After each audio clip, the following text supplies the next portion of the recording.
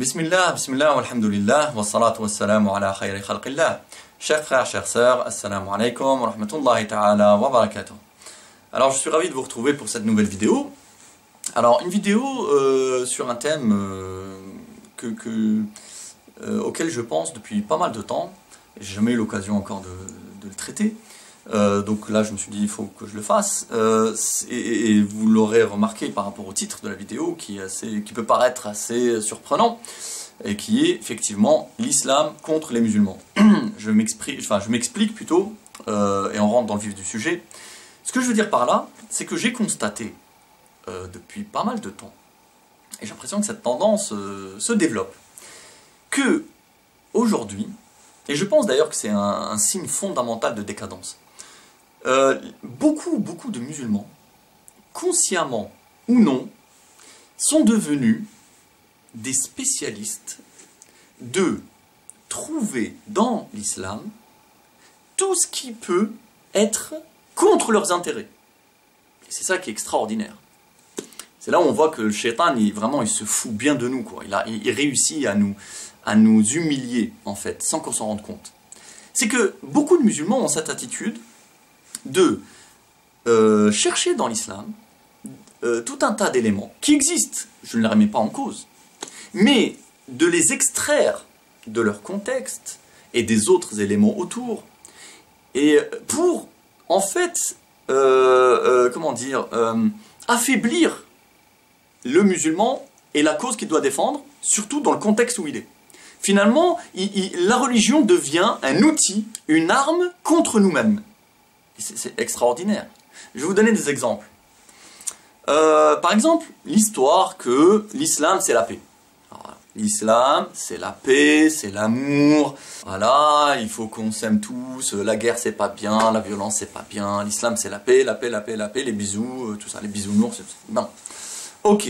Alors, on va vous sortir des hadiths en tout cas, même des versets du Coran qui promeuvent cette idée de paix, de bonne entente avec les autres et tout. Ok. Je ne nie pas que ces éléments existent dans l'islam. C'est vrai. Mais on va les mettre en avant et les promouvoir à une période, à une époque où nous les musulmans, on est écrasés, on est au fond du trou, on est piétinés, on est bombardés, massacrés, envahis partout sur terre. Les musulmans, ils se font détruire, ils se font humilier, ils sont tués, violés, massacrés. Partout, en Palestine, en Birmanie, en Chine, en Afrique. Enfin voilà, on nous tire dessus partout, on nous écrase partout, on nous vole nos richesses, en Afghanistan, au Mali, voilà, partout. On est écrasé, politiquement, économiquement, militairement. On ne peut pas dire que ce soit nous les plus forts. Hein, on est d'accord, on est vraiment extrêmement faible. Tout le monde nous marche dessus. Tout le monde nous marche dessus. N'importe quel pays occidental, il peut venir bombarder un pays musulman extrêmement facilement. Ils le font tous les jours, en Libye, en Syrie, en Irak, etc., avec des femmes et des enfants qui meurent. Et face à ça, dans cette situation, quel est le discours numéro 1 des musulmans? L'islam, c'est la paix. Non, mais j'ai envie de leur dire, mais tu te fous de ma gueule. Excusez-moi de cette grossièreté, mais c'est pas le moment. Je m'en fous, moi, de tes hadiths et des machins qui te disent que l'islam, c'est la paix. Évidemment, oui. Mais c'est pas le moment de me dire ça. Parce que si tu dis à quelqu'un, c'est comme, tu vois quelqu'un dans la rue, il se fait mesquin, il se fait haggar par des gars plus forts que lui, qui lui tapent dessus. Et le gars, il est par terre, il s'est pris 3 coups de poing et 5 coups de pied et il saigne de partout. Et là, tu vas le voir, tu lui dis, ah, attends, mon frère, non. Attention, l'islam, c'est la paix. Faut pas, hein, l'islam, c'est la paix, hein, rappelle-toi. Mais c'est vraiment criminel. Ça veut dire que tu es un traître. Ça veut dire que tu es du camp de ceux qui lui ont fait du mal. Tu participes finalement, tu es complice de l'injustice qu'il subit. Et tu es avec enfin, je veux dire, c'est pas normal. C'est pas le moment de lui dire l'islam c'est la paix. Un gars qui vient de se faire tabasser injustement par les autres, qu'est-ce qu'il faut lui dire? Il faut lui dire l'islam c'est de se défendre. L'islam c'est de se battre. L'islam c'est que tu dois être courageux. Allah il est avec toi, te laisse pas faire. C'est ça qu'il faut lui dire. C'est ça le contexte. Maintenant, quand les musulmans sont les plus puissants, sont les plus forts, dominent le monde. Imaginez, hein, imaginez comment on l'a été, il fut un temps.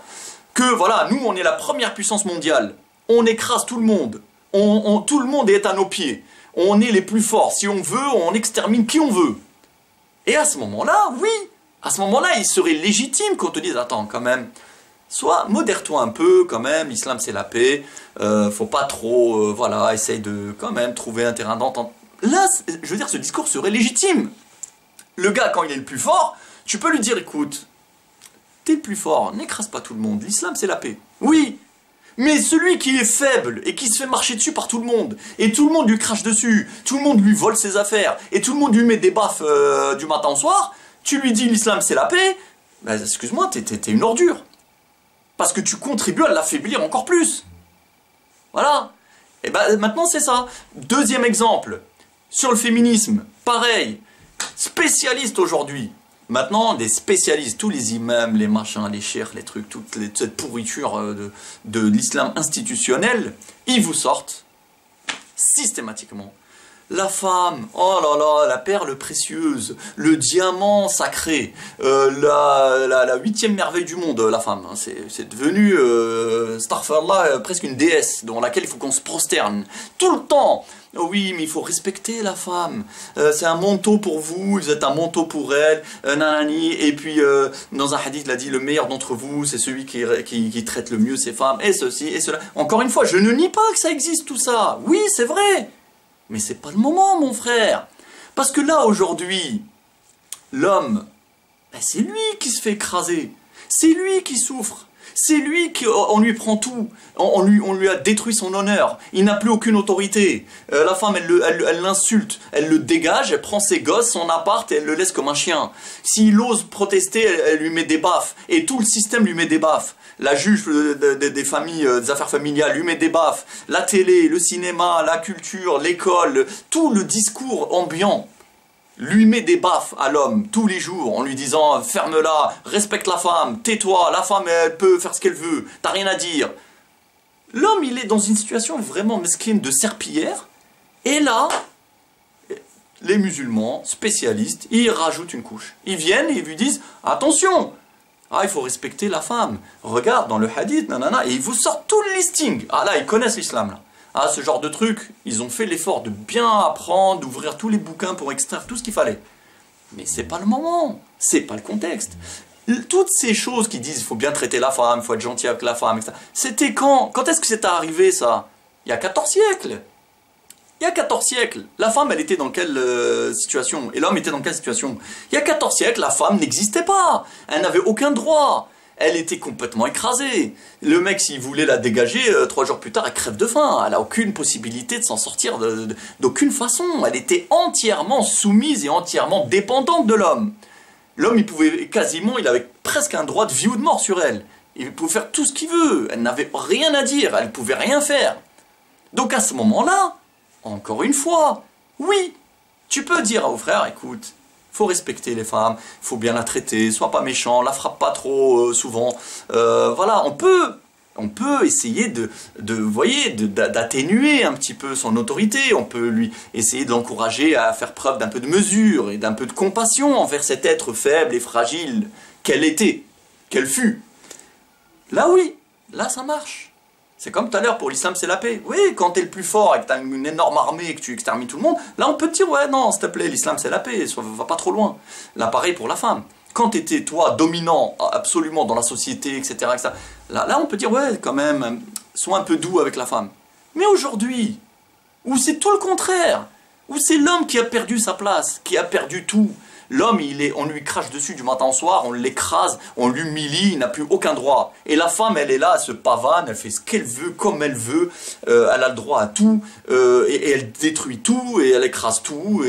Et là, tu viens me dire, ah non, il faut respecter la femme, c'est un diamant, mais tu te fous de qui?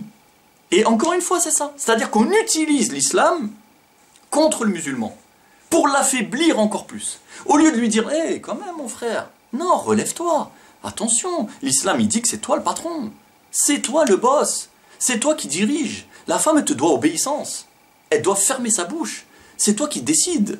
Te laisse pas faire. Tu as un honneur à défendre. Il est hors de question que tu tolères son comportement, etc., etc. Au lieu d'essayer de l'encourager, de lui donner un peu de testostérone, un peu de force morale et spirituelle pour qu'il se redresse.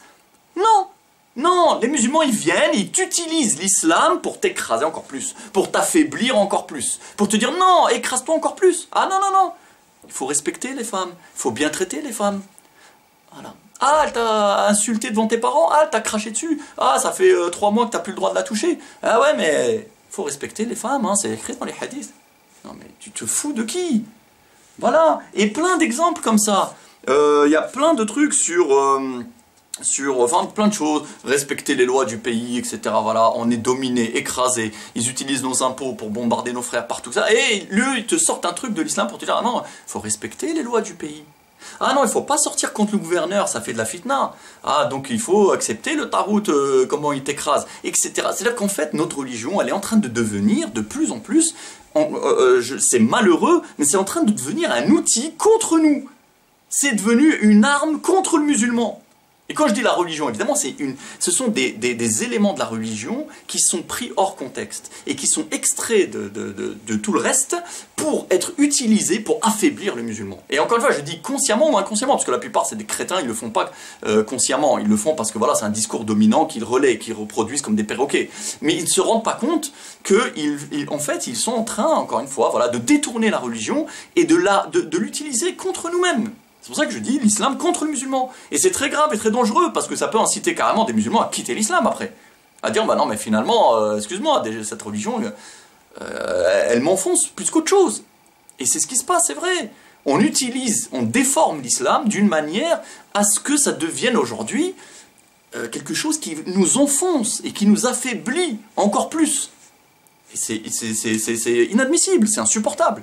Moi, je trouve ça insupportable. Donc, les discours de super religieux, parce que la plupart du temps, en plus, sont très érudits. Ah, ils vont loin dans le délire. Ils sont très érudits, ils te sortent truc, tel bouquin, tel hadith, Ibn Taymiyyah, il a dit ça, Ibn ceci, il a dit cela, on voit ils sont capables de te faire une thèse de doctorat. Pourquoi? Pour te dire, en gros, ferme-la, écrase-toi, disparais. Voilà, disparais. Fais-toi écraser par tout le monde et ferme-la. C'est ça l'islam, c'est super. Et Allah, il va t'aimer comme ça. Voilà notre religion maintenant, à quoi elle sert. Elle est contre nous. Enfin, on l'utilise, elle est utilisée et instrumentalisée contre nos intérêts. Pour nous affaiblir, pour nous rabaisser encore plus que ce qu'on est déjà. Moi, je trouve ça insupportable.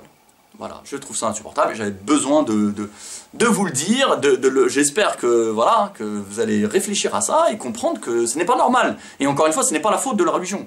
Ce n'est pas la faute de la religion, pas du tout, hasha. La religion, elle ne comporte pas que ces éléments-là, la plupart du temps d'ailleurs, très minoritaires.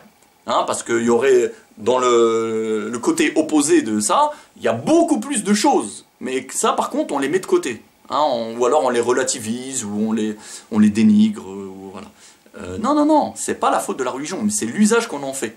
Et d'ailleurs, les kuffars, ils ont très bien compris le truc, parce qu'ils appuient systématiquement cette lecture de l'islam qui se retourne contre nous. Évidemment, c'est leur intérêt, eux. Voilà. Donc, l'islam féministe, l'islam pacifiste, l'islam... ferme ta bouche, écrase-toi, ferme ta bouche et supporte. Voilà. Et ça, c'est pas normal. Parce que c'est même le contraire de l'islam en vérité, ça. Voilà. C'est pour ça que c'est incroyable. C'est-à-dire que c'est devenu un islam anti-islamique. En vérité, on vit une époque où on développe un islam anti-islamique. C'est hallucinant, mais voilà, on en est là.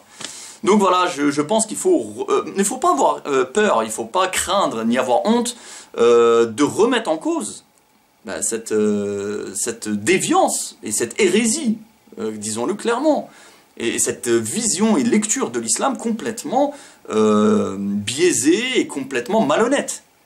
Et voire même cette vision de traître. Voilà, c'est tout, c'est de la trahison pure et simple. Donc je pense, moi, en tout cas personnellement, je ne me laisse plus impressionner maintenant par voilà, les pseudo-cheikhs à 2 francs qui te disent, qui t'expliquent par A plus B pourquoi il faut que tu sois une victime. Hein, en gros, c'est un peu ça. Donc non, voilà. Moi, l'islam, je le comprends autrement. Allah, il veut que le musulman soit fort et qu'il soit le maître. Voilà. Et le musulman, homme. Principalement. Donc voilà, et donc je pense qu'il faut avoir un peu de... Aujourd'hui, il faut être très lucide et critique. Et voilà, il faut faire ce travail. Il faut filtrer, analyser, réfléchir, regarder, comparer, voir un peu comment c'était avant, mettre en perspective. Parce que voilà, l'islam qu'on nous sert aujourd'hui, c'est un outil de soumission, enfin, de domination contre nous, et donc de notre propre soumission. Voilà, on nous injecte de l'islam de ferme-la, l'islam de serpillière. Voilà, de plus en plus c'est comme ça. Et c'est dramatique. Donc voilà, secouer le joug de ce faux islam avec lequel on nous matraque, et reprenons notre honneur, reprenons notre fierté, reprenons en main notre religion et notre lien avec nos ancêtres, avec nos valeurs et avec notre Seigneur pour, Inch'Allah, sauver l'essentiel, enfin sauver ce qui peut l'être, et en attendant la victoire finale, bi'idhnillah ta'ala, qui approche, Inch'Allah. Et je vous dis portez-vous bien, et à une prochaine vidéo, bi'idhnillah. Wassalamu alaikum wa rahmatullahi ta'ala wa barakatuh.